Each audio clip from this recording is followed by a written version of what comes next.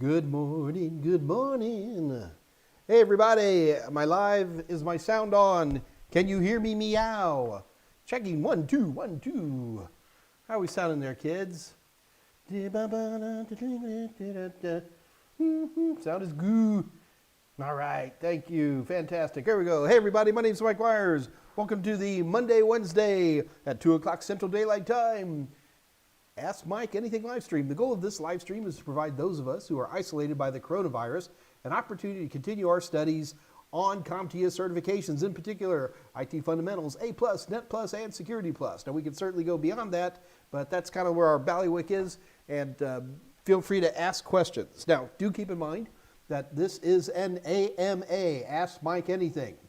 So the format here is that you ask me questions and then I answer them, supported by my cast of thousands. So we start at 2 o'clock, as we have already begun, and we run till 4 o'clock or until we run out of questions. So it's completely up to you guys. We can run as long as anybody wants or as short. It's completely up to you. Do keep in mind, in order to ask me questions, all you have to do is throw them here into the live chat. Let me get my live chat up and running. There we go. So just ask the questions in there, and I'll ask them, and I'll answer them. Good job, Mike. And yeah, there we go. Where was I? Oh, yes. However, if you're a little uncomfortable or if you feel that your question has more detail, then feel free and just email it to me. Here's my contact information. Send it to my email, michaelm@totalsem.com. That's the best way to get a hold of me. Right now, we have my phone numbers still with the corona. We're really not in the office, so that's not going to be too helpful. If you're a gamer, I am Senor Pepe, and when in doubt, type in Desweds. In fact, you can type in Desweds and learn all about me. That is my nom de plume that I use for all kinds of stuff. So whether I'm editing things in Wikipedia or I'm using Zoom, usually that's the best way to get a hold of me. So anyway, bottom line is, welcome aboard. What has happened since I saw you last weekend? I have tremendously bad news, outrageously bad news. Oh my God, do I have bad news. I broke my phone. No, I mean, I really broke my beautiful foldable phone. No longer opens all the way. I was working on it and I dropped it. And while I'm trying to catch it, I actually ended up slamming it into a concrete floor. It still works perfectly. The big foldable screen's fine. It's just, I think I've busted a hinge, and it should still be under warranty. We'll see. I forget, did I get insurance for this thing? I guess we're going to find out here in the next day or two. And so hopefully I'll have my phone fixed, and I'll have to be going back to my old Nexus 6 or something like that. I got some spare phones laying around until I get Foldy back. Yeah, I've decided the nickname of this phone is Foldy, and that's because all cute nicknames have to end with IE, of course. So anyway, let's go ahead and get started on this. First of all, for those, I see some new faces on today. Lots of old faces, always glad to see you guys. So just because you are kind enough to show up today, we are offering you a massive discount on our Total Seminars online products. So the AMA special deals for this week is 50% off all of the A+, Net+, practice questions. I mean, if you guys are studying for A+ or Net+, or shoot, any certification, you really need practice questions. I feel that my practice questions are the best in the industry, and I also think we're about the cheapest in the industry as well, and at least of the good questions. And we're selling them at 50% off. This is ridiculously low prices. The A+, Net+, and Total Tester Sims bundles and Security Plus Total Tester. Yeah, I'm a little confused too. But anyway, just go to www.totalsem.com, head over to our merchanting area, grab up all the A+ and Net+ Total Tester and Security Plus Total Tester stuff you want. And on checkout, all you got to do is type in MMLive921. I'm sure Scott Jernigan has already typed that into the chat for you. And this is just a ridiculously good deal, and I can't recommend it enough for you guys. what else is happening? We got a tropical storm going through. For those of you who don't live in the subtropical environments like we all do down here, it's tropical storm, what is it? Beto? Beto? I forgot what it's called. What is the name of the tropical storm going through right now? Scott, bail me out. Forgot the name of it. The Beta, that's it. Beto is a different person. It is Beta. Thank you, Rob and Henry. Yeah, you're absolutely right.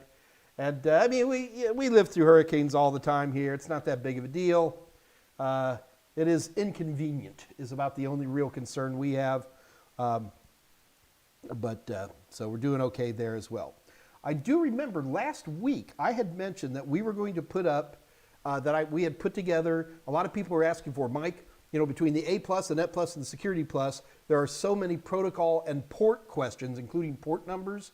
How do we separate them? Is there like just a quick, sheet? People were asking for flashcards. I don't do flashcards, but we're just a listing or a table, in essence, of the different ports and protocols separated by A+, Net+, and Security+. We did that for you last week, primarily through the good hard work of Dave Rush and Michael Smyer. But what we failed to do is to tell you where we put it so you can download it and check it out yourself.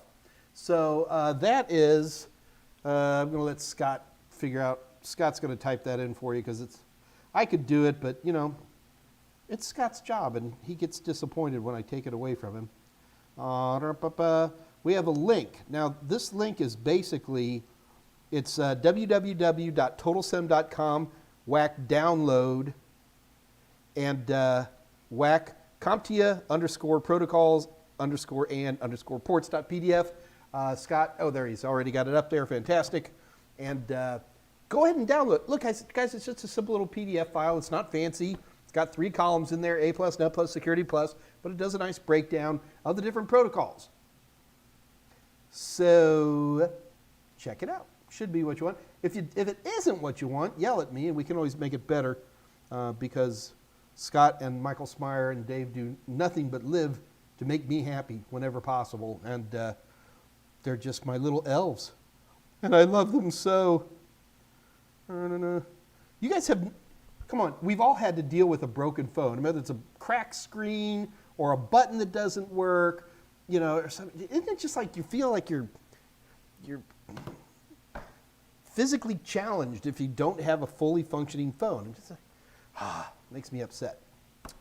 What else we got going? Phone's busted. There's something else. It'll come back to me in a minute. Beto would be a Texas politician. Yes, Scott, he would be. All right, I scrolled up a little bit before the AMA started to see what questions were coming in today. Elbow isn't. Oh God, Andre asked Elbow about his motherboard. What happened?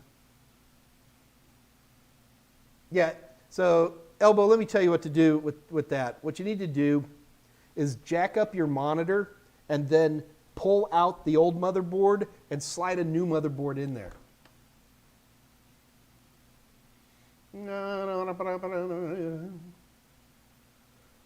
Brendan's here. Andre, Brendan, Tolowit, Chaco Taco, my favorite Irishman. Gene Dorival. Hey, Gene. Web Dev Bootcamp. Good to see you, man. I do not see questions. Henry Bruzeau. Long time no see. Where have you been, young man? We've been having fun without you, just for the record. Oh, coffee. One of the nice things about being a bachelor is that because I'm a guy and I'm a bachelor, we all know, this is just bachelor guys, maybe bachelor gals too, but I think it's more of a guy thing, and that is food can sit on the counter longer in my world and not be rotten. Now, you married folks or you people in relationships, you leave the gallon of milk out for 2 hours and you got to dump it, right? To me, that just gives it a nice piquant. But anyway, I was eating some like summer sausage, and I mean, it's summer sausage. Shouldn't that stuff last like forever? Like you could leave it on the counter till the nice ice age and it would be fresh and ready to eat. Well, anyway, I don't think it was good. So anyway, I think we're all right. Dr. Quinn. Wow, we really have this old school week, man. Where have you been? Joe Pereira. Patricia. All right. Hey, we actually have a question in here from, this is 201, from the Zerk678. Has anyone taken the A+ test at home yet? Yes, lots of us have taken the A+ test at home yet, and we have had generally overwhelming success. We have only had 1 or 2 situations where people had problems.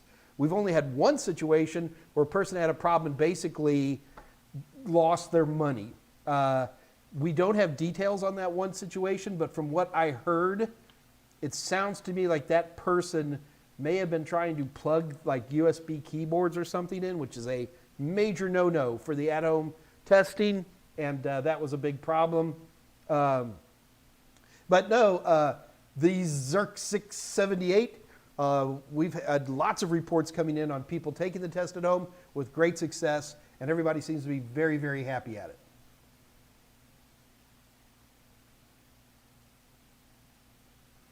Mr. Ruby's here. Look at this.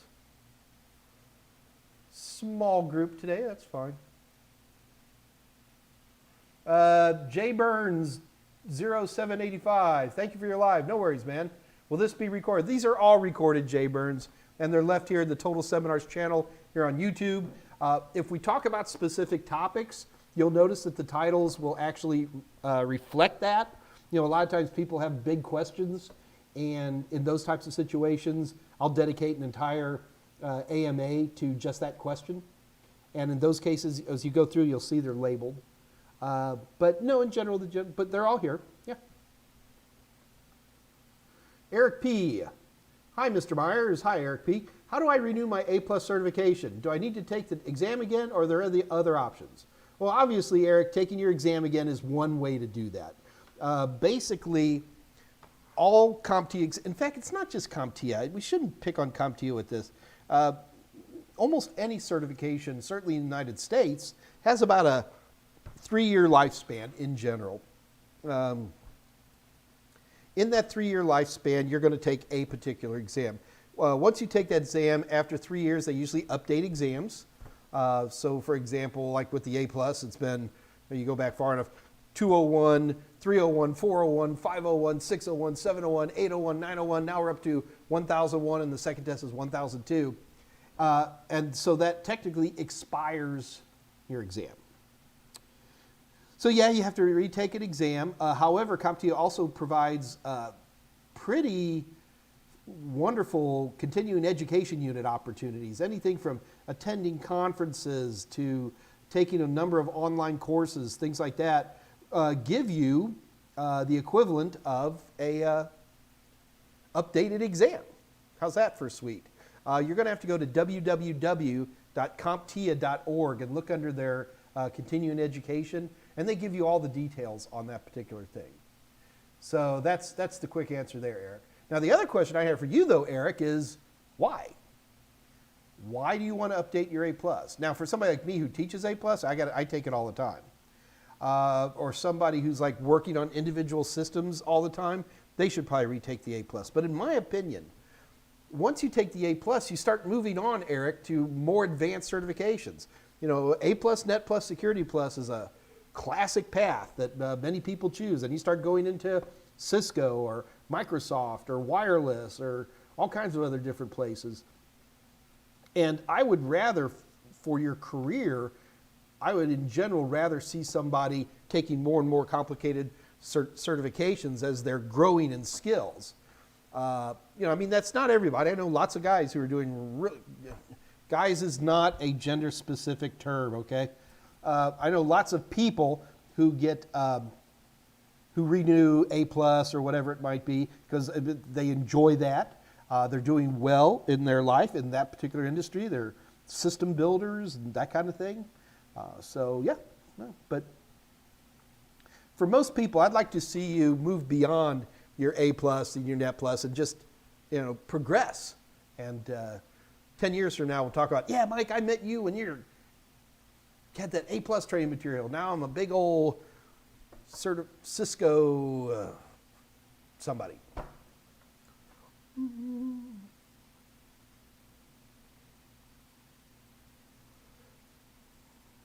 Byron Sanchez, I just bought your Security Plus course and I found out CompTIA is going to update the test in 2 months. Yeah, but Byron, here's the thing. Just because they're going to update the Security Plus in, is it 2 months?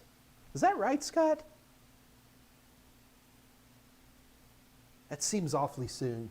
But Byron, that doesn't matter because what's going to happen is for like at least 3 months, if not 6 months, I'm going to have to double check this too, you can still take both exams.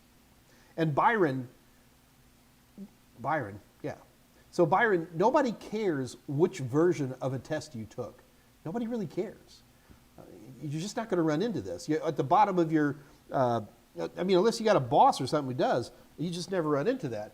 At the bottom of your resume, you write down, I have Security Plus, and everybody's happy.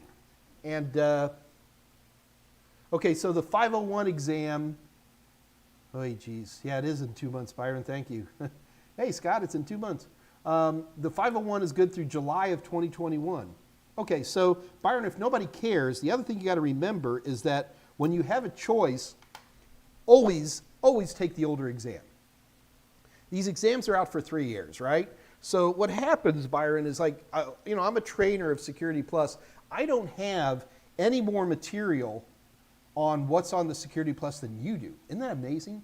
All you have is the objective list, which you get from www.comptia.org. That's all I have too. Now, I've got a lot of experience. I got some friends over at CompTIA who sometimes can help me out a little bit. But in general, that's all I've got going for me. So when a test comes out, we get more intel. Maybe we can update some practice questions. I can't update my book because that's McGraw-Hill.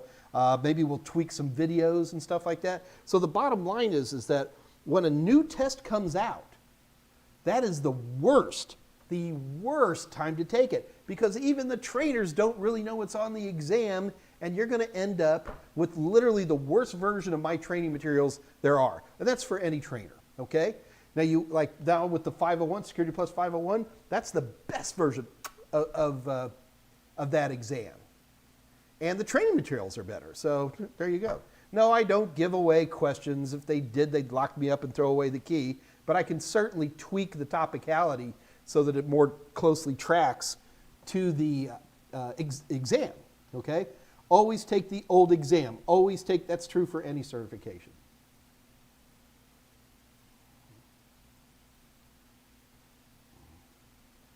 J. Joseph.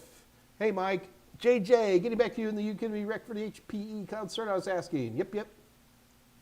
They didn't have much, but what they did have was worth it. 4 practice exams. Okay, well, good. I'm glad. I'm glad you had something that you could work on.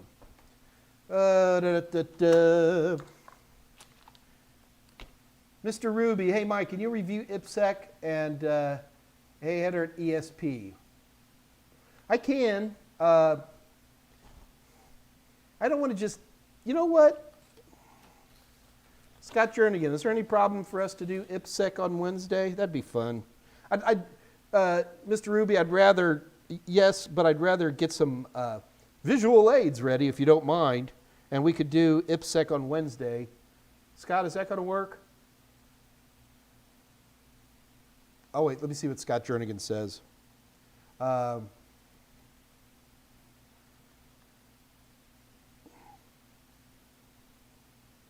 Scott's not typing back, so I'm going to assume that it's fine. I'll tell you what, Mr. Ruby, just for you, why don't we have a little bit of an IPSEC day? It won't take that long, maybe 20 minutes or so. IPSEC Wednesday, Scott's good with that. All right, so Wednesday, day after tomorrow, we'll do IPSEC, just for you, man. Just get a little bit of an overview. There's really not that much on the exams about IPSEC, thank goodness. But yes, you got it. Wednesday, guys, IPSEC for the win. Edward Alcabayam. Hello, everyone. Hello, Edward. Kevin Lopez. Smacking my head, Mike, for a thought. Oh, Am I that far behind? I guess I am. This is 17 minutes ago. Yeah, the phone does need a chiropractor. It even sounds like it. Can you guys hear it? Ha! Ha! Ha! Did you? It lives! It lives, my phone. What? Oh my gosh. Does it close? Oh. Oh my gosh. Toluit, you did this. My phone lives. I'm still going to take it and get repaired because it sounds like my knees when I open and close it. I've done this like 100 times since I broke it, and I wasn't able to get it to... Can you guys hear it though? Oh my God, it sounds terrible. It's the magic of the AMA. Okay, I'm happy. That's hilarious.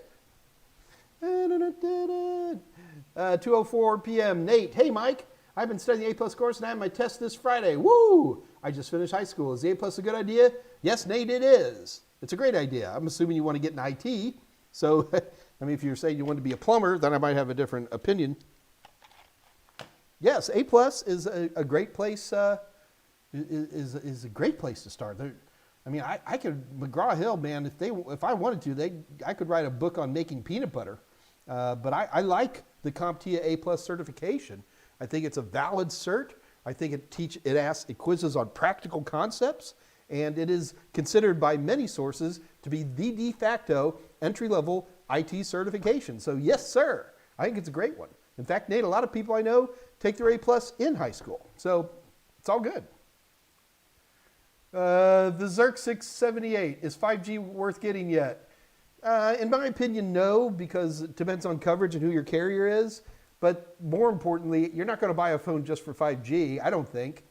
You're just going to get a new phone because you break them. Toluit, you big, I'm going to tell you. Look at this, Scott Jernigan, it works again. I have been agonizing for days. I am so happy. Mm-hmm. Andre de Goyert, I'm thinking about going back to school and get my 4-year degree in IT. Look, it's always better to get a 4-year degree if you can do it. Or if you have, and well, not only do you have the maturity to do it, do you have the money to do it, do you have the discipline to do it, do you have the time to do it? I mean, if you have all those things, well, and let's face it, the minority of people on earth can do that. The majority of people, arguably the vast majority of people, do not have that luxury of being able to take the time and the money and or possess the discipline and the motivation to go for a 4-year degree. If you can get a 4-year degree, always get a 4-year degree. School's expensive and the rent doesn't pay itself and the kids and wife want to eat. Man, you can do it though, Andre. You can do it. Hey, Mike, I was just wondering, how's Timmy? Timmy's great. Timmy is great. Axe, hey, looking good, Mike. Feeling good, Axe.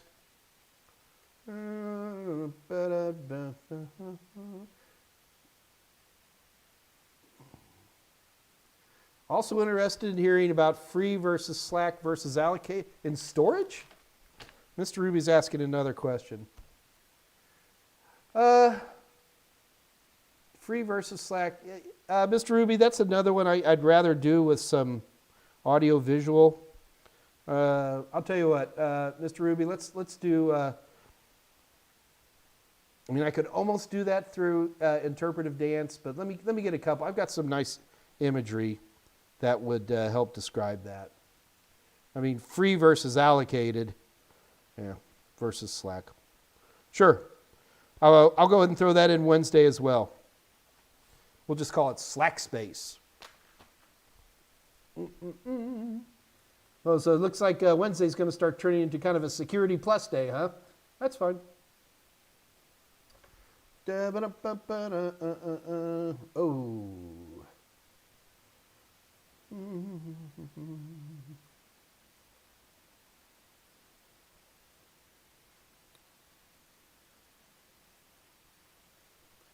All right, 218, Chom Jeffrey. Hi, Mike. I've had to put the course on hold as the wife thought it was a good idea to move house and renovate. I'll be getting back by November. Hopefully I don't forget too much.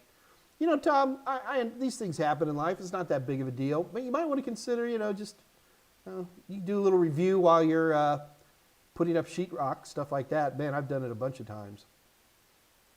Anyone have a reason a Ryzen 5 2600 is a no-go?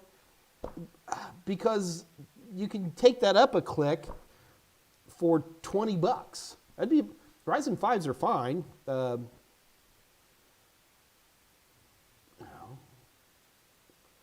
you can't afford a Threadripper? What's wrong with you? I'm kidding. The price differential in bang for the buck between Ryzen 5 and Ryzen 7 is, in my opinion, not that noticeable. But yeah, no, Ryzen 5s are fine. I don't know if I'd want to turn it into a gaming rig, but for general office use, Ryzen 5s are fine. Choco Taco, Elbow, go 3600X. Yeah, I can't argue that one.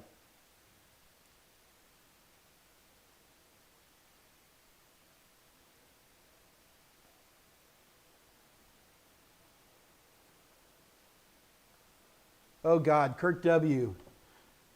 Somebody get me out of trouble. AIAAF. Is that something I said, Kurt W? I'm going to do a Bing search.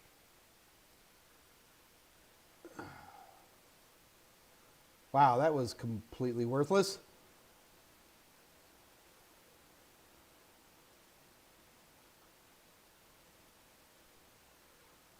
This better not be some little joke that I don't understand. I don't know.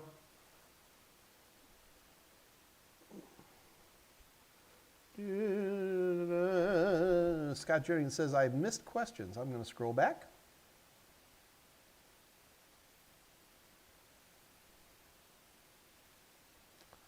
Ian Camacho. Ian, why are you doing this to me? Question, why does port 22 support SSH and secure FTP?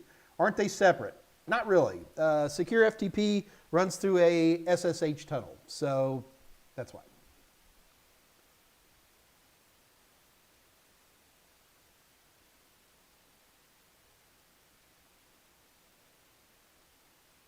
Unicorn Beetle, Patricia Grace. They do have cases for it. It actually came with a case from Samsung, and I've been using it. And until fairly recently, I was really happy with it. I'm just pulling the dragon's tail here, aren't I, guys? Messing with this thing. Oh yeah, but I could always get a better case.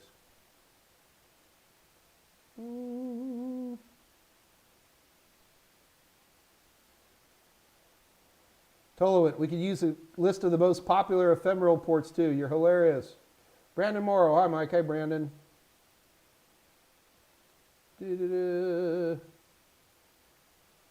Curious Joe. Hey, Curious Joe. Adam Hudson. Hello, all. Hey, Adam. Byron Sanchez. Any ideas on what the differences the new Security Plus will be from the current version? Yes. But Byron, that would literally take me 15 minutes of ingrained discussion. What I would recommend you do instead of just asking me, you can get the SY0 601 objective list for free from CompTIA. It's a download. It's a PDF. And just go to www.comptia.org and you can grab both the SY0 501 objectives and the SY0 601 objectives. What I will tell you is that I don't feel there's a ton of new topics. I think they have tightened up a lot of stuff. And there's AI would be one thing that's more interesting. And because I know nothing about AI, that was like, that was probably the biggie. But a lot of tightening. And then more importantly, looking at Security Plus from a more practical standpoint. Less theory, more practical. More of the, what this output kind of a thing.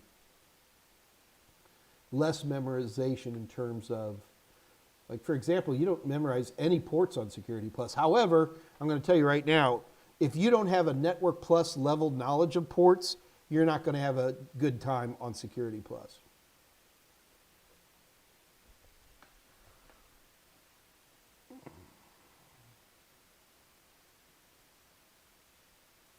Aaron Hawk, question, should I go for A Plus and Net Plus first, or should I do CCNA directly? The CompTIA A Plus is designed for standalone systems, you know, how to replace a hard drive, how to upgrade the operating system, how to fix the mouse. But it's also a lot of getting a standalone system to connect to your network. So configuring a home router, recognizing a PIPA addressing, typing in the right kind of DNS server. So for a lot of people, the A Plus is the first good step. But when you say, Aaron, that you want to go to CCNA, that's kind of telling me you want to be a network guy, and in particular a Cisco network guy, which is a great way to go. Cisco is a wonderful series of certifications. I don't like people who get their introductory information about networking from Cisco, because all of these manufacturers have a really biased attitude towards things. And, you know, like trying to learn about VLANs from Cisco is very Cisco-y, you know, dynamic desirables and stuff like that. Whereas if you learn VLANs from Network Plus, you get a more generic understanding of how that all works. Could you do it? Sure, of course you could. I think that you'll feel better and be, in general, more successful if you at least did the Network Plus before you went Cisco. The Curious Joe, hi, I'm Ernie from California. Hey, Ernie. I was just there last month in Napa, drinking good wine. Maven Feliciano, hello, Mike. So they're doing home tests now. Yes, Maven, they are. You want to go to www.onvue.com. Scott Jernigan, can you throw that up? And this is Viewprometrics home testing methodology, which started as a Corona thing, but I think they're going to keep it together that way. Gene Dorval, were you able to put together a list? No, Gene. I am having a very difficult time putting that list together, mainly because I don't really go to individual websites very much anymore. I go to, there's some blogs, but I still use RSS feeds, which I know is old-fashioned, but I like them. There are a bunch of podcasts I watch. And Gene, I've been really thinking about this, and I got to tell you, it's more of a challenge than I thought it was going to be. And I will put here, I'm going to put myself one more notation on that. It's not so hard, Gene. I can just tell you about this stuff, but first, I'm going to end up confusing people. And I do still go to websites too. I'm on it, Gene. So yeah, that's Mike's secret code for, I started working on it, got frustrated because it didn't come out easy, because I just thought I'd have a nice little list of blog sites and a list of websites, and it ended up being more complicated than that. So I forgot. All right. That's how we get things done around here. I'm sorry, Jean. Look at me, see? Trainable. Is you just got to keep yelling at me, and I'll get it out.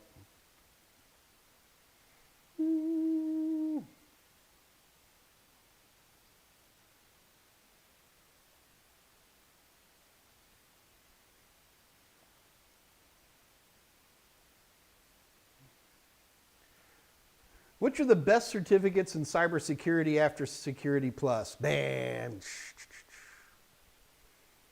that's a tough one. That is tricky. I would probably look first any of the ISC squared cert paths or GIAC paths, you know, gunning for like the big super certs like CISSP or something like that. But what you're saying is like, what would be the first ones after that? It doesn't really work that way.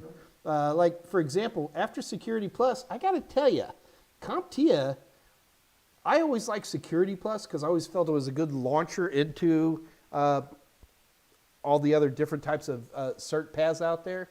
But now, I got to tell you, CYSA Plus, CASP are really starting to gain some ground. And those are CompTIA certs. I'm not married to CompTIA. If I didn't like them, I would say so. But I think they're pretty impressive. Web Dev Bootcamp. Can we still upgrade to Windows 10 for free? Nope. Nope. No. Wow, dude. Sorry to hear that. You cannot upgrade Windows 10 for free. Man, I wish somebody could tell me I was wrong right now, but yeah, I think that ended a long time ago. Ed. Web Dev Bootcamp.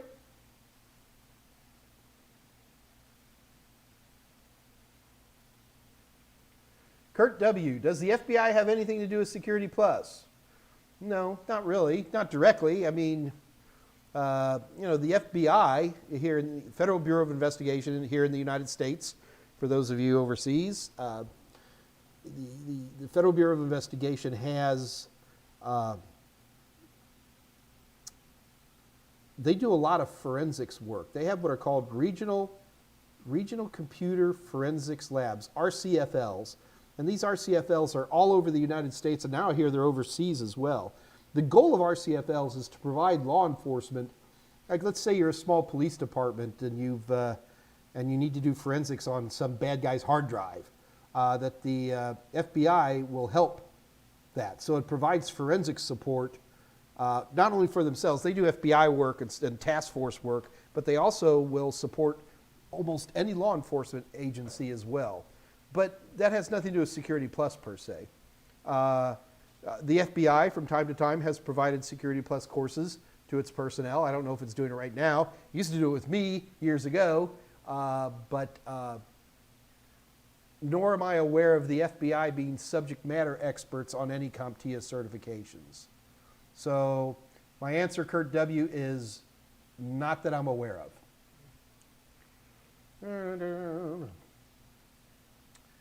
2:18 p.m. AT. Hello, AT.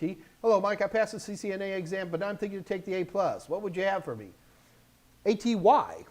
See, again, to me, when I look at certifications, I look at A+, Net+, Security Plus as like the entry-level certifications, even IT fundamentals for some people.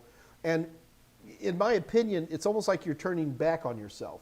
I would see myself doing something like that if you wanted to switch into system builds. You know, maybe you're a networking guy, you want to go more into system work. I've seen some people with networking experience take the A+ mainly because they're not as comfortable messing with device drivers and things like that, device manager in Windows, and they're trying to build up some knowledge in that department. But that would be about the only reason why I would see somebody do that AT. Otherwise, I'd say continue. You've got a good start in the Cisco world. Keep going that way. Let's see you get that CCIE. Tom Jeffrey. Hi, Mike. I've had to put, oh, yeah, okay, got that one. All right. There you go, Scott. There's the questions I missed.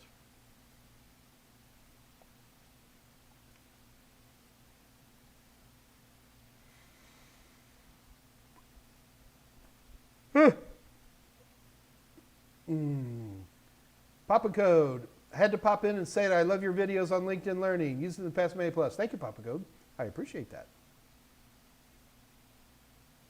Kevin Lopez. Do phones get a blue screen of death? No, but they certainly get, oh my goodness, what does the Android death screen look like?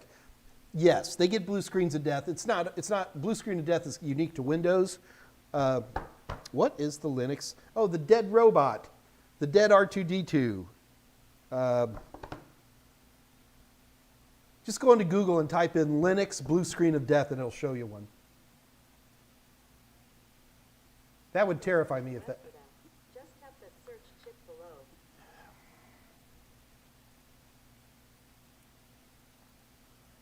Sorry, Kurt, did I take your coffee? Man, I need a cup of coffee.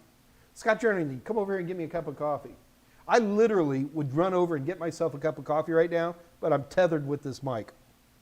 Otherwise, I'd say, Give me 10 seconds to get a cup of coffee.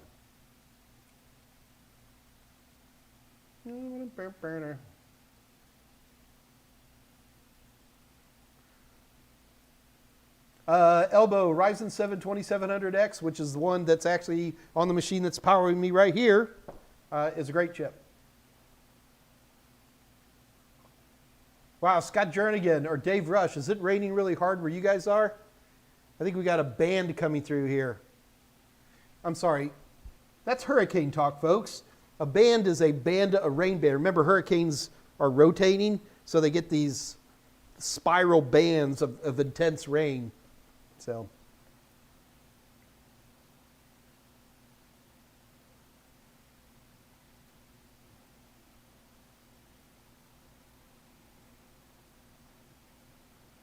The Xerxes 78 from 223.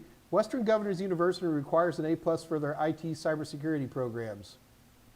That's cool. Thank you for making me be aware of that. Eric P. Did I do this one? How do I renew my A+ cert? What are my options? Thank you. This is a different question on the same thing. Eric, I thought we answered this question, but real quick. Number one, you can always retake the exam, of course. But your other option is that you can get CEUs, continuing education units. Go to www.comptia.org and look under their continuing education, which is like right up there towards the top, and they show you all the different ways that you can renew your A+ certification or any CompTIA certification.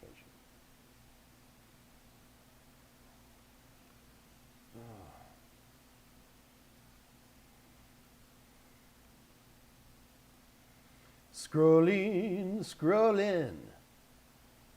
my phone. AAIFW is an abbreviation for what? Haha, Kurt, you are a funny guy. You're a funny guy.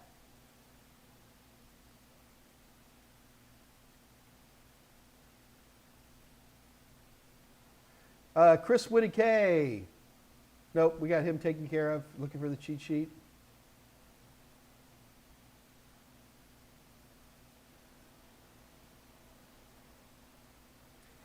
Google IT support and automation with Python. If you pass the A+, they give you a dual certification badge. I'm not against that kind of stuff. Kevin Lopez, are there any good IT-related shows similar to Mr. Robot? Silicon Valley's pretty good. Can't think of any others off the top of my head.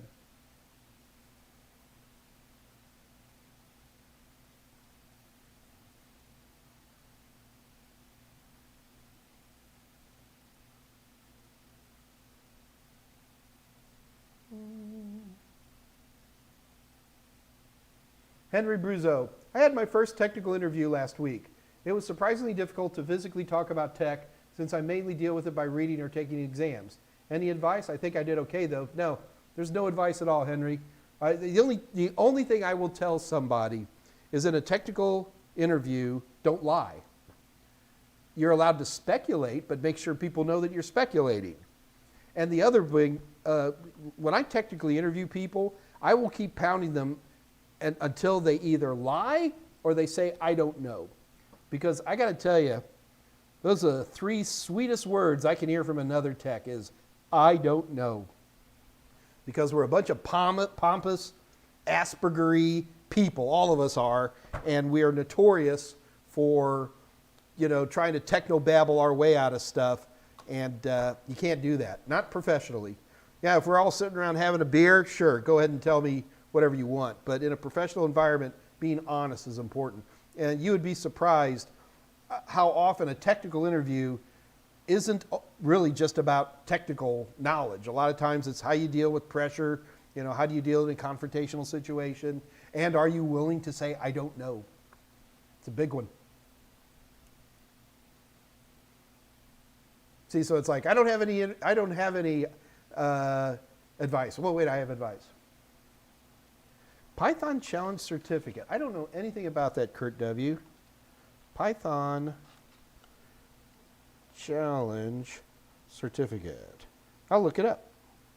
We'll check it out, see what it's all about.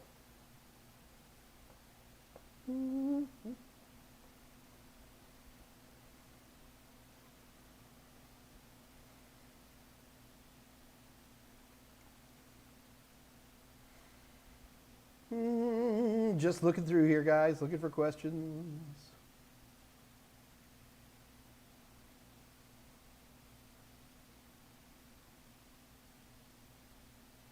Oh, Ian Camacho recommended Silicon Valley as a television show also. Chris Whittaker, the Port Cheat Sheet, we got that covered.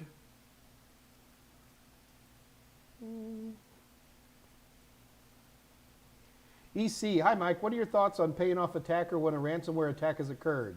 You don't have to do that.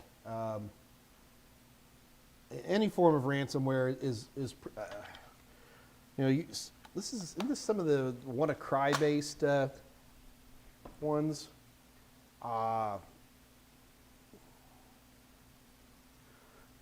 Okay, EC, the first thing I'm going to say is we don't negotiate with kidnappers, right?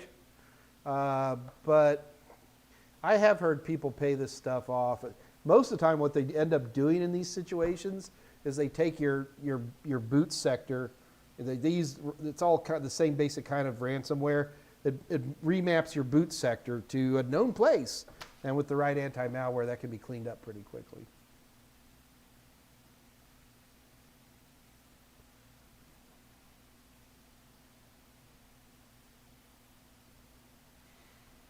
Looking for a question, seeing lots of @ signs. Kevin Lopez says it's best to go Net Plus and CCNA. I think so.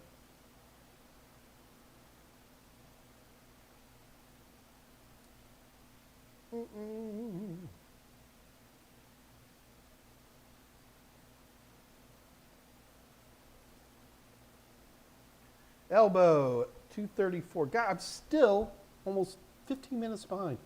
AMD has a bootkit service where you can tell them you need a compatible CPU to update the BIOS with, and they'll send you one. Elbow, I'm going to say this as lovingly as I can. Horse poop. AMD bootkit service? Man, I'm learning more from you guys today than I'm teaching y'all. AMD bootkit service? Scott, you ever heard of that?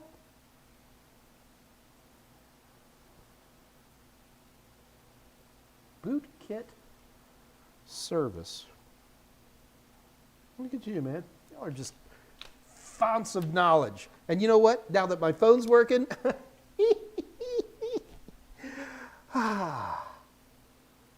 this is the face of pure unadulterated joy, children.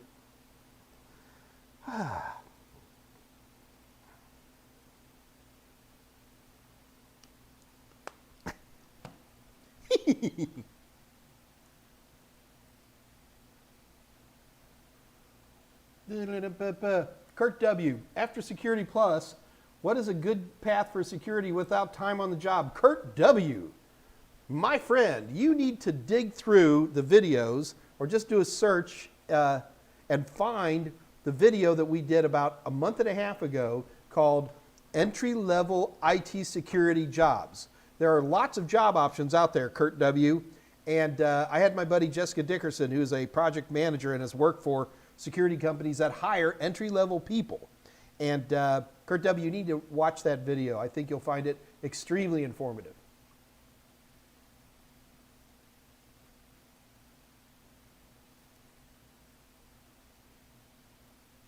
So again, guys, remember, if I see you talking to somebody else with an @ sign, I scroll right past it. Show me the logs, David Zientera. Show me the logs. You got to pretend like you're smoking a cigarette while you say that. Just show me the logs. There you go. It's an inside joke. Kevin Lopez, do you think a second wave of COVID would be good or bad for new IT people? It's an interesting question. I know places like Amazon are hiring like crazy right now. A lot of those are not remote jobs, and I'm not the biggest fan of Amazon as an employer. I also know that we are putting tremendous stresses. This is just the United States. I can't speak for any place else. we're putting tremendous stresses on our IT physical infrastructure. There's a lot of work going on to build that up. I'm not going to answer that because I don't, the other problem is COVID has killed, what, 500,000 people now? So, yeah. I'm going to be neutral on that, Kevin. That answer almost becomes political. The Zerk 678. You can download Windows 10 for free. Some of its features.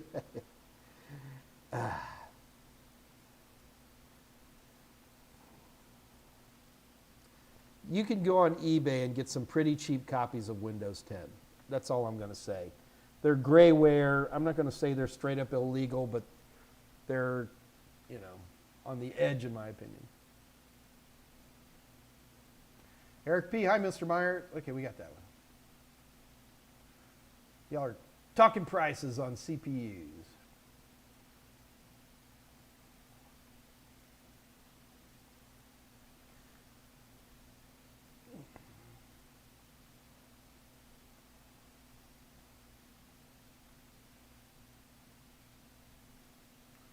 Looking for questions. Oh, here you go. So you guys are actually talking about this already. Patricia Grace, you upgraded a Windows 7 laptop to Windows 10. All right, that's fine. Where did you get the Windows 10 to upgrade it, Patricia, would be my big question. Did you have to pay for that?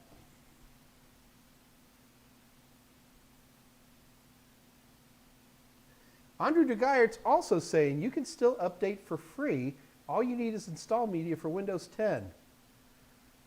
Man, Scott Jernigan, Dave Rush, anybody? Can we confirm that? That would be a big deal. I clearly remember 3 years ago when Microsoft said, yep, that's it. No more free upgrades. So Patricia and Andre, thank you for your words. I don't believe you. We're going to have to do our own R&D on that, even though if you say it's not officially supported. That's hard for me to wrap my head around.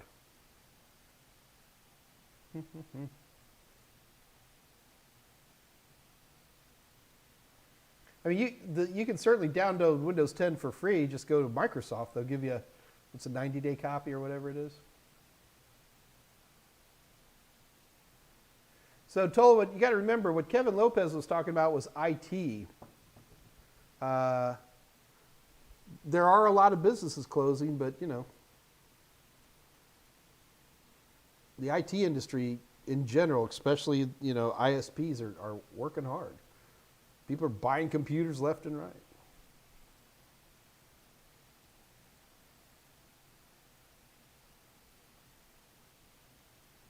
There, David Rush responded, Patricia.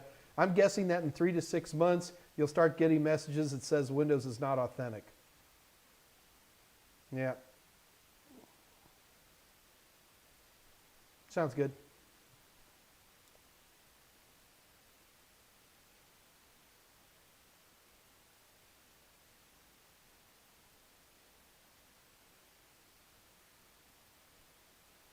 Kevin Lopez. I am surprised you haven't programmed a Raspberry Pi robot. Man, I finally got my first. I'm Dave Rush is our Raspberry Pi guy. I'm a Windows Intel Uber overlord. But I did last week. I finally got my home theater system running Raspberry Pi. I yanked out an entire old Windows 10 system and replaced it with a little Raspberry Pi. It's pretty good.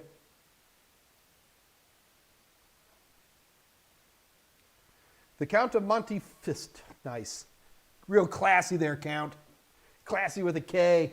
What's your, you got a favorite PC game?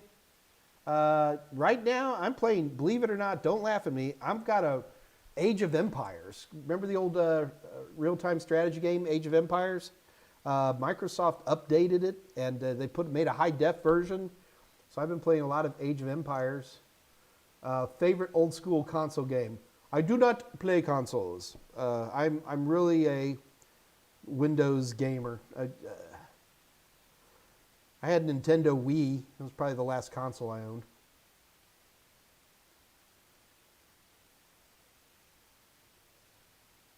Yeah, Patricia, I would be really interested in you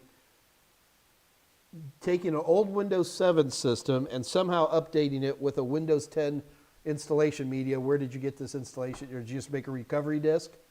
And it's still running? Patricia, I'd be very interested to hear what you have to say about that.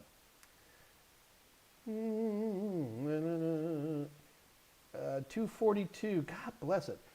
Alexander, is it possible to work as a contractor instead of being tied to a corporate job while working in security? Yes, sure. How do I do it? Alexander, where do you live? What's your experience? What are you motivated to do? I mean, it's impossible. I know if I were you, I'd want to hear the next part of that, Alexander. He said, well, how do I do it? Well, yeah. I'd have to know more about you. All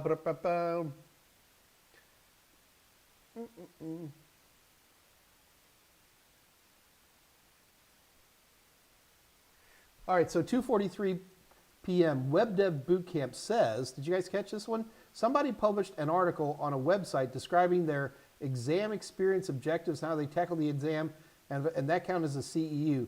Web Dev Bootcamp, do me a favor, if you can you email me that link? I would love to hear about that.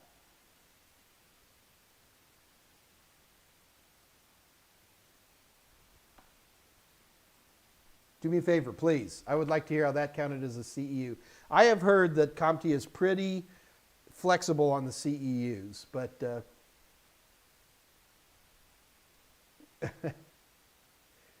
Ian Camacho is talking about the IT Crowd. The IT Crowd, which is the British version, went on for about 4 seasons, was pretty good. The U.S. remake was terrible. Sorry, Ian, the U.S. remake of the IT Crowd was really, really bad. This gen is the internet. I thought you said you were from Iran. Sorry, I'm quoting the IT Crowd. It's funny, funny show.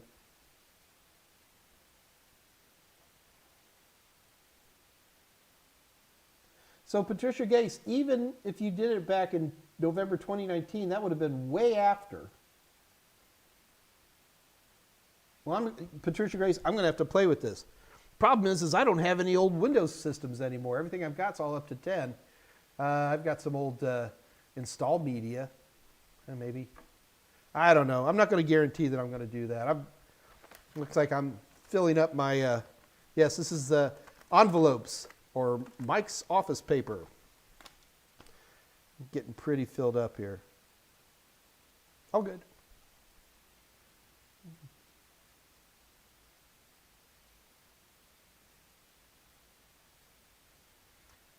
(2:45 p.m.) Thomas Robinson. Hi, Mike. How many computer viruses were made as of today? What number? 427,316. Come on, Thomas. You're goofing with me. No, I don't know. I don't think anybody knows. See, I'm curious, Thomas Robinson. Why did you ask me that question? Like, are you hanging out in your house with your friends going, I'm going to ask him a really dumb question? Or are you like, I legitimately want to know this? Or was it a dumb question, but now that I've challenged you on it, you're going to pretend it was really important? All good. So I always love Thomas Robinson. I'm going to goof with you a little bit because I'm curious. So then I ask people, I go, if I were to answer this question for you, what would you do with that knowledge?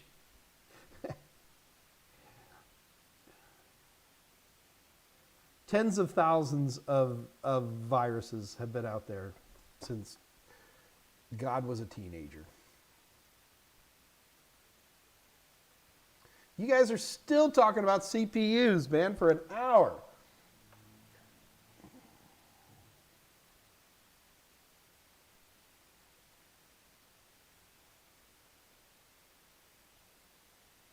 Henry Bruzeau, thank you for the non-advice advice. I'm supposed to be a third. It has to be an hour. Henry, I mean, that's the best that it can be, dude. Fingers crossed for you, but that looks good. And remember, no news is good news when it comes to a new job. So you usually want to give them a few days.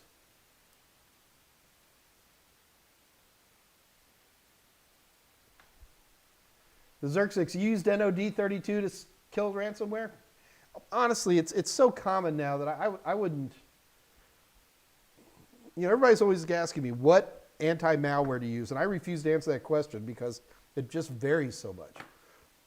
Okay. All right, so a couple of little things in here. Number one, Scott Jernigan's told me that Dave Rush upgraded 2 machines from 7 to 10 and had to purchase product codes, and he wasn't able to use the installation media.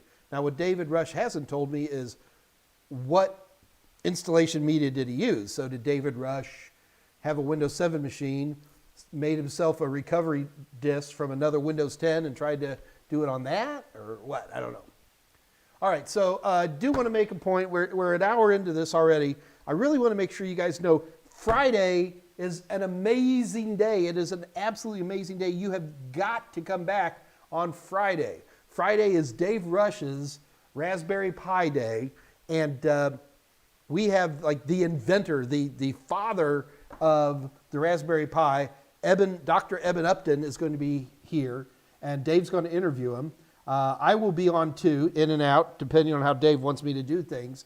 But we're going to be giving away 4 Raspberry Pi systems. So the this will be the 4B, whatever the latest one is, and not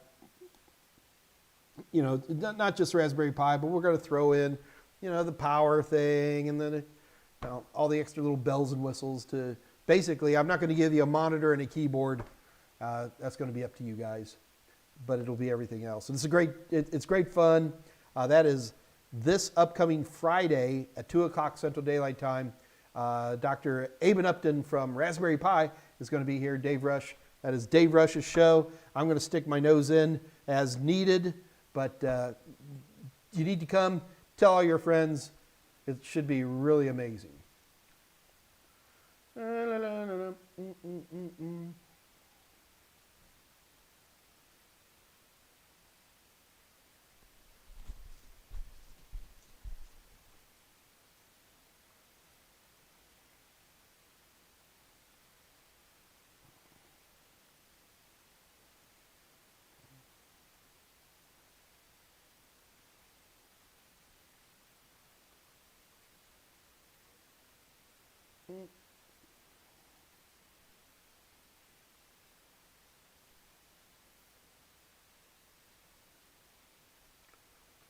2:48 p.m. Travis Hall. Do you think 2 weeks is long enough time to study for the A+ 1002? If you're a knowledgeable tech and you have excellent study habits, sure, that's like boot camp speed. It can be done, but otherwise, no.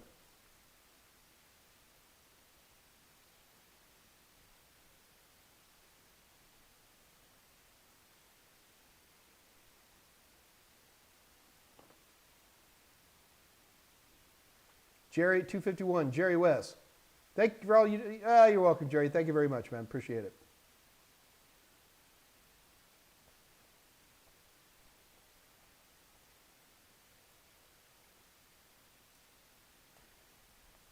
So Patricia used the Windows 10 media creation tool.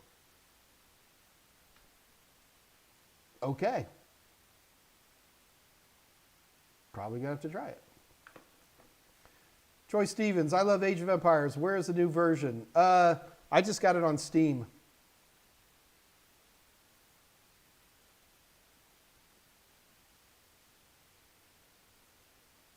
Yeah, not only is the Age of Empires high def, which is nice on a high def monitor, but they like improved all the graphics. They put a physics engine in it.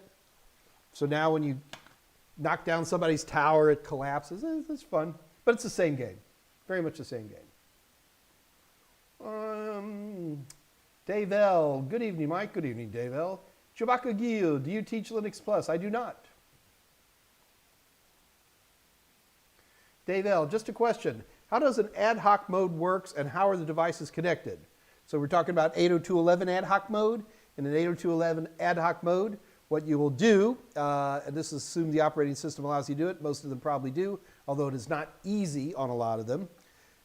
You take one of the systems And what you do is you set it up as an ad hoc SSID. I have not done this in Windows in 5 years. But the bottom line is that, so this one, let's just say you have 5 laptops, okay? And so one of the laptops, you set up its wireless network as an ad hoc network, and you give it an SSID, you give it WPA. I think Windows automatically, if you make an ad hoc now, it automatically sets it to WPA2, and everybody just connects to it. So everybody connects to your laptop, the one that started the SSID, kind of like it's a WAP. It's a WAP, it's a laptop. It's a laptop, it's a WAP. It's also a Windows client. It does all of these at once. Well, Mike, what if I want to get on the internet? Well, then that machine that you set up as an SSID better have another connection to the internet. And then you have to do what we used to call internet connection sharing. It's still internet connection sharing. And you basically go, look, I have a laptop. It's got a wireless that I'm setting up an SSID. And then on the other end, maybe you plug in an Ethernet, or maybe you got a cellular WAN card or something like that. And you can actually share that guy. I hate it when I use the wrong term. It is not tether. It is hotspot. So a lot of times an ad hoc network can be set up as one form of hotspot. A true hotspot is going to be one machine that acts in infrastructure mode, but ad hoc is the old-fashioned way, and every operating system still totally supports it. Chris Whittaker, do the elders of the internet know who I am? The elders of the internet? Chris Whittaker, hilarious. Henry Bruzo, they made a U.S. version of the IT Crowd. In fact, the guy who played the Irishman in it is a pretty famous American actor. I can't think of his name. It's on YouTube. Just do U.S. IT Crowd. I think it was that same guy who was in Community. Can't remember the actor's name.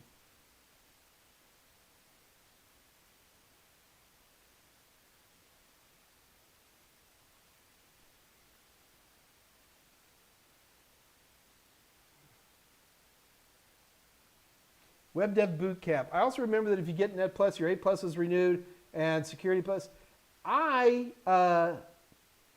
Web Dev Boot Camp, I'd be careful with that. That goes on and off. So it's not something that's always there. Where if you get an A Plus, if you get a Net Plus, your A Plus is renewed, and that kind of thing. I have not looked. CompTIA changes that stuff every once a year or so, so I don't know where it is as of today. Ascurd. Dude, I just hate saying your name. What? I mean, you're a great person. Your nom de plume. Where are the giveaways? Where are the giveaways? I don't want to give away anything today. Wednesday we'll do some giveaways. Since we're going to be doing IPSec and Slack Space, I'll make a point we do giveaways on Wednesday. And then, of course, Friday, we're giving it all away.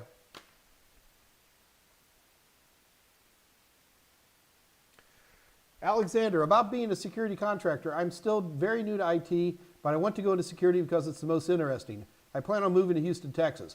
Well, good for you, moving to Houston, Texas. There's one thing I can say about Houston, Texas. We got work. It may be hot, but man, we got work. Yeah,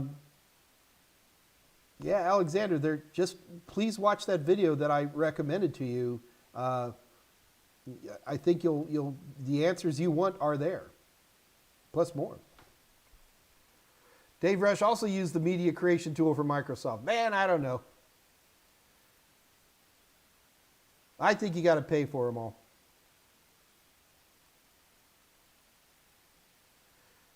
Alexander, I mean, anybody can be here in the States, anybody can be a contractor. But, what experience do you have? What will motivate people to want to hire you? Now, when it comes from somebody coming in and cleaning malware off of a system, setting up a home router, coming into a small office and configuring some Cat6A, yes, it's pretty easy to start from scratch and get that kind of work. Now, you got to bust your rear end and you got to scramble to get the work, but that work is available. To go as an independent contractor straight into security, I know I kind of said you could earlier, but I guess I misunderstood what you were saying. I don't think that would be very realistic route to do, Alexander. The connections to get into security are pretty high, and the amount of knowledge you need to get into security. You can't just take a Security Plus class and get work like you could. Like you can take an A Plus class and probably give you enough to be able to do basic system work. You wouldn't be very good at it, but you could get your mom's plumbers, hairdressers, school teacher you'd get that kind of work. But security, no, if I said, what I did say, I believe, is that there's a lot of job opportunities out there for intro-level security people. But those types of jobs, you're going to be heavily monitored because people don't want you screwing up. You know what I mean?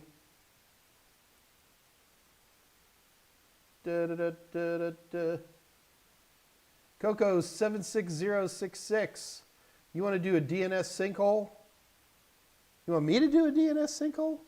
I thought, aren't we going to do a pie hole? Or did we do pie hole, Dave?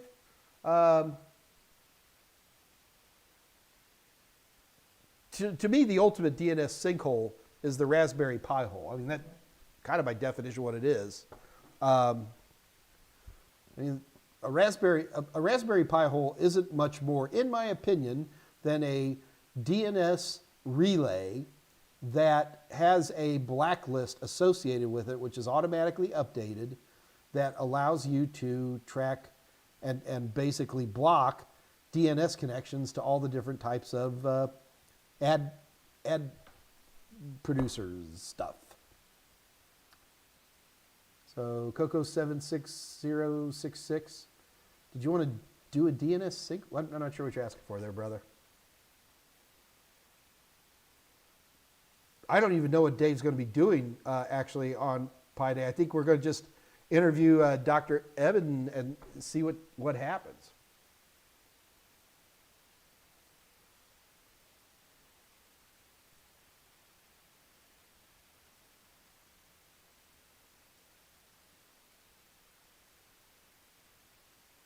Jason Grant, I just passed my Network Plus 4 hours ago. Wow, really? And you're here? Hey, well, first of all, big round of applause to Jason Grant passing that. Now go get a job.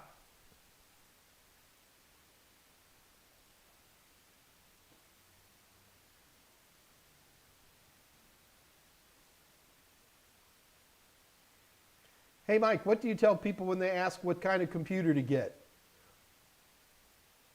I ask them a lot of questions. Got to remember, for me, that's a serious question.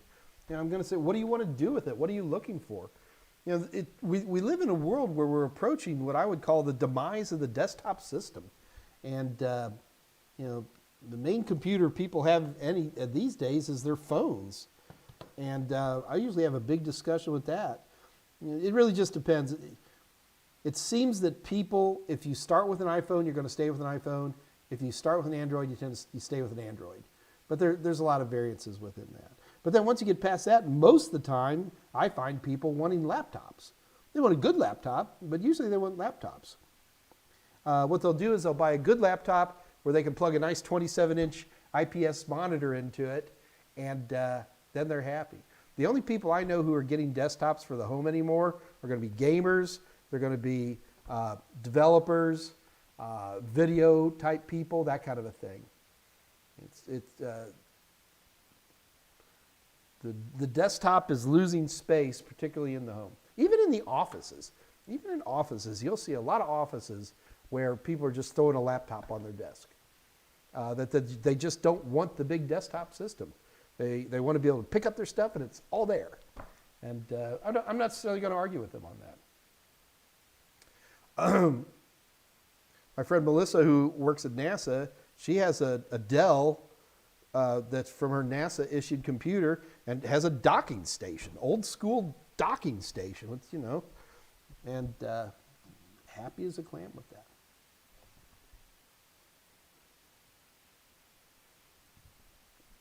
Oh, what did Mr. Hernandez say? I almost want to see what people say. You guys see band hammers and stuff like that, whatever.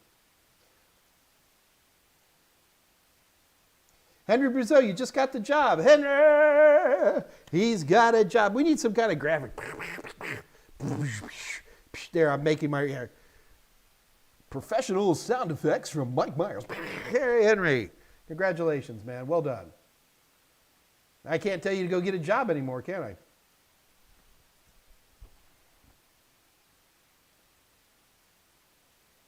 Click on one cert and it will give you what it renews. So Web Dev Bootcamp, I bet I missed something you said earlier. So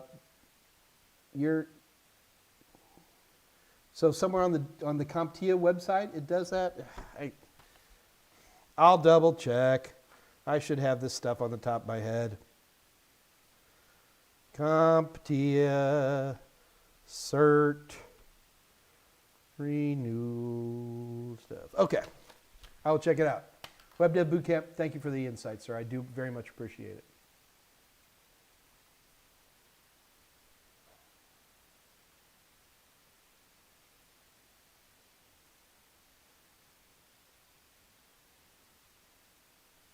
Oh, y'all did Pi-hole 2 weeks ago, Dave Rush. Oh, that's cool.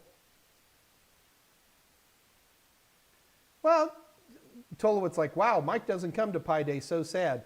Well, there's a reason. It's Dave's show, and I don't want to ham it in. Of course, Dave's right now, well, you can come in anytime you want there, Mr. President. No, it's his show, man.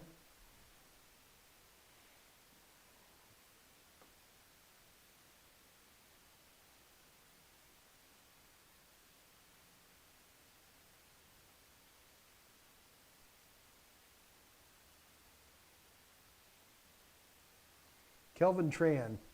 Pi-hole is basically a mini umbrella that you can run under a Docker container. Okay.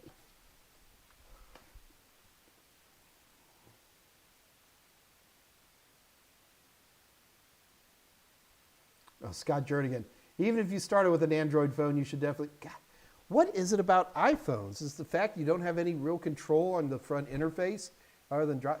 You know what iPhones have over Android? And this is a big one. Is screen capture capabilities on iPhones are just amazing. I love those features.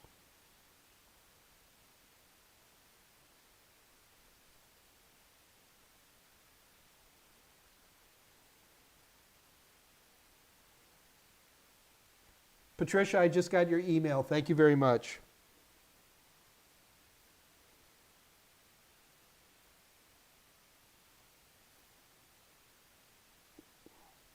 I ain't saying nothing.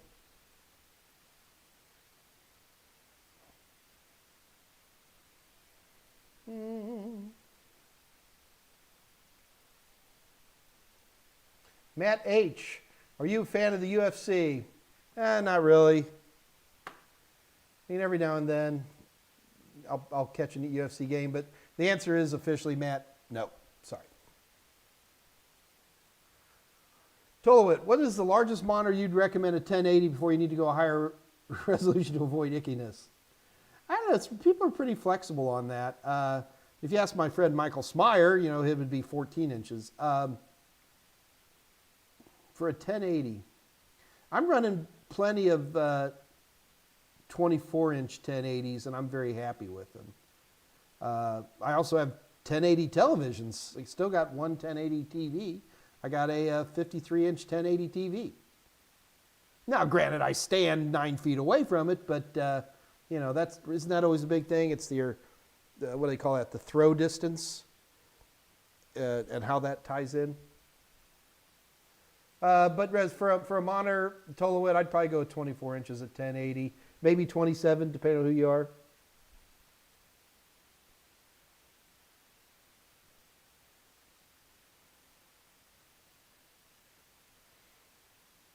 Kelvin Tran, just a mini Cisco umbrella.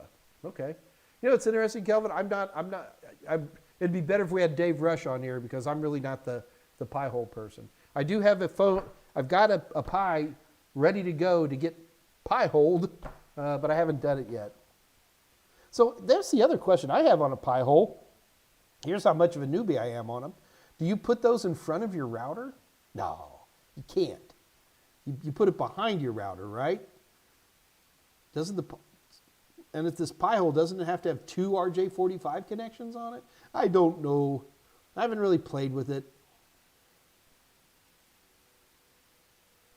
Don't try to answer the question, guys. I'll figure it out on my own. It'd take me 30 minutes to figure it out.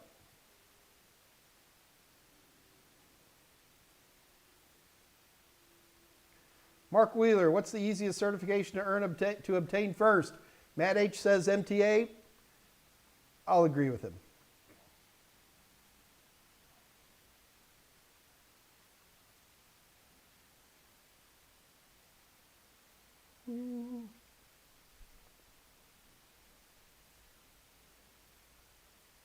I will, yeah. Just reading, guys. Bear with me. Matt H, can you believe in my country we pay 200 pounds a year for a TV? Yeah, I am aware of that feature. Welcome to the UK.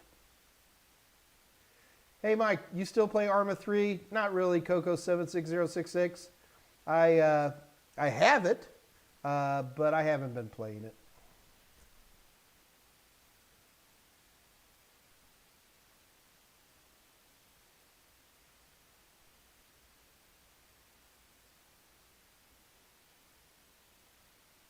Xerxes 76. I have my desktop hooked up to a 65-inch 4K, using the static cable.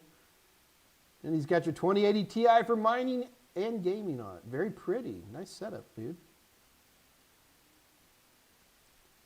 The placement doesn't matter. It just replaces your DNS server. Yeah, I guess that's true. That makes sense. Yep.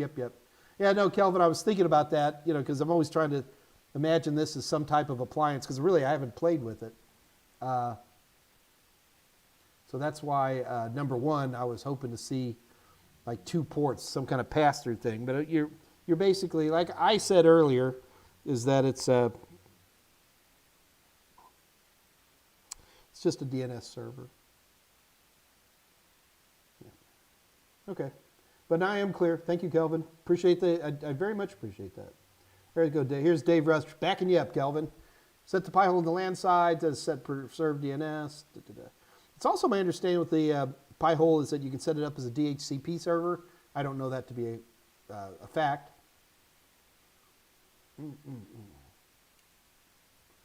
Ian Camacho, question. Do we need to memorize the 802.11 standards like I, X, AFT, PZT? No. No, you do not.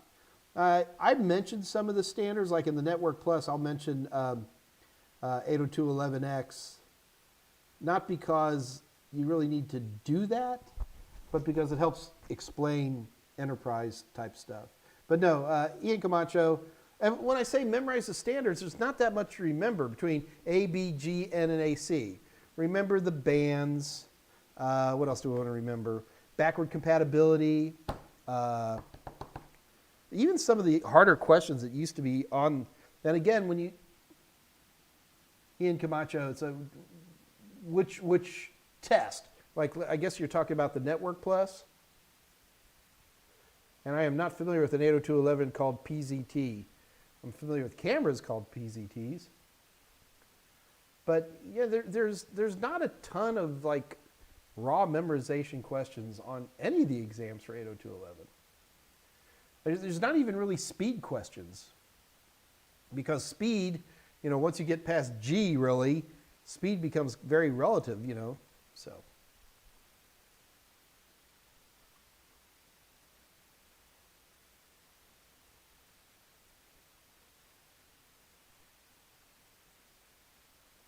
Matt H, as Windows 7 is now discontinued, do you expect it to be removed from the next exam series? I hope so. Man, it's just always frustrating. CompTIA is just always 3 years behind on that kind of thing. I thought they were going to get rid of XP 2 versions of A+ ago, but they didn't. They had to wait till the 900 series.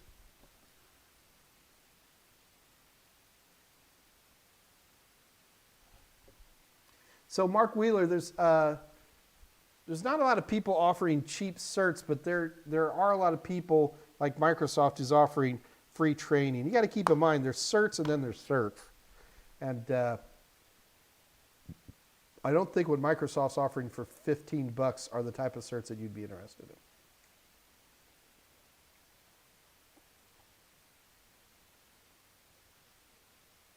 Patricia Grace, do the Total Sim practice tests and Sims gives explanations? The practice tests do, the Sims do not. David Rush, yes, Pi-hole does have a built-in, I thought it did.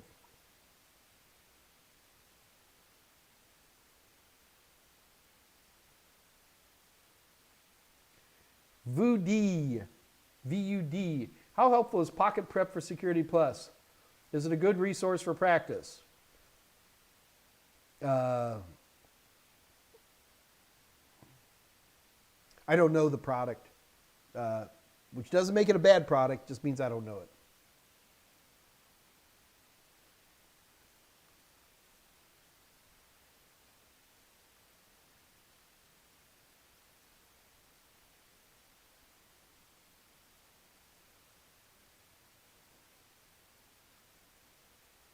Kelvin, as their administrator is $15. I'm going to double check you there, Mr. Tran. That would be a great deal, though. I won't fight that one at all.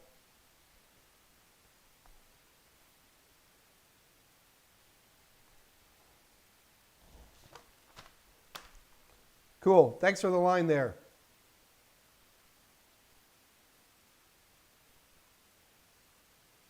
Elbow, I'm ignoring you.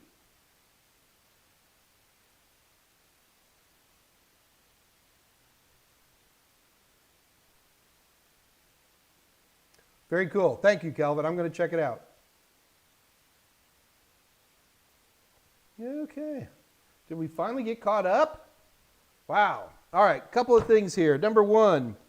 So, guys, remember Wednesday we're going to be doing a discussion on IPsec and Slack space. This is going to be very Security Plus oriented, so be ready for that. So that would be the first thing I want to make sure we got covered. Number two, remember Friday is going to be very exciting. We have Dr. Eben Ubben, the father of the Raspberry Pi, showing up here. I'm very, very excited to have him come on board. If Dave Rush wants me to, I will also be. I guess we're going to do like a Zoom meeting, Dave. Your call, man, however that works out. And we're going to be giving away 4 Raspberry Pis as well. Not just the Pi, with a little case and a power supply. Get your own keyboard, mouse, and monitor. So that should be pretty exciting on this upcoming Friday.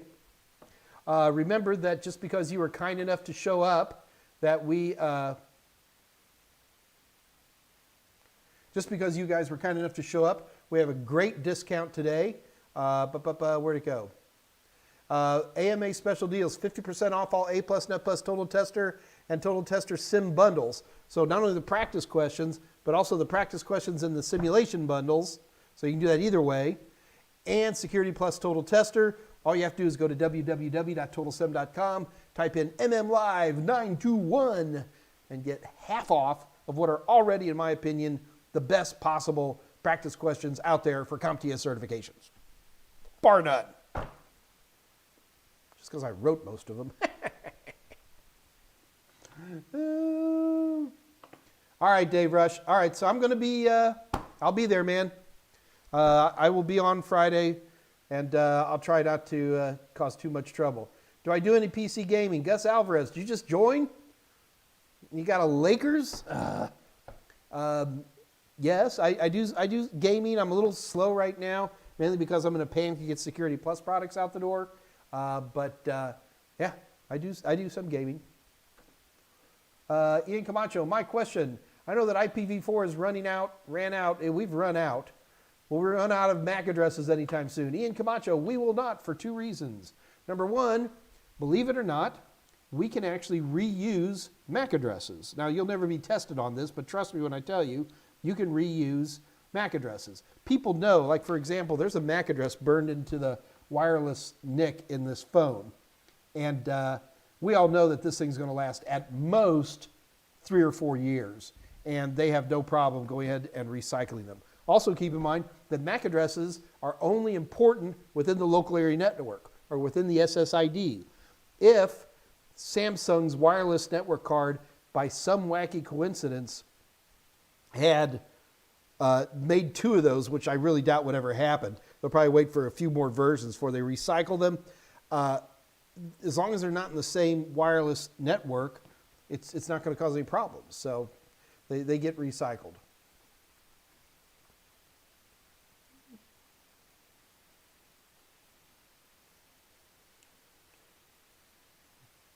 Eric Crenshaw. Just want to let you know I'm enjoying your Net Plus book along with your Sims and Vids. Your personality makes it much more interesting than other dry professors. I'll tell you, Professor Messer is a great guy. I think he's technically very sharp, probably smarter than me. He does have a drier presentation. I won't argue that. And not as pretty as I am either, but who is? But yeah, no, he's a great guy. Met him a couple of times. Very nice person.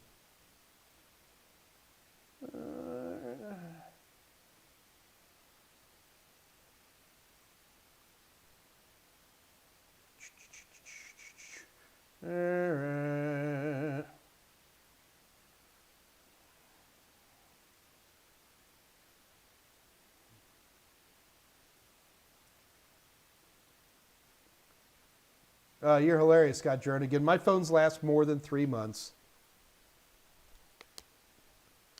It's like it healed itself. Tulawit was the one, man. I healed out. I'm just very excited. When this AMA ends, I'm just going to go and just go, ah. All right. Voody, I love your class on Security Plus. Keep up the good work. Thank you, sir. I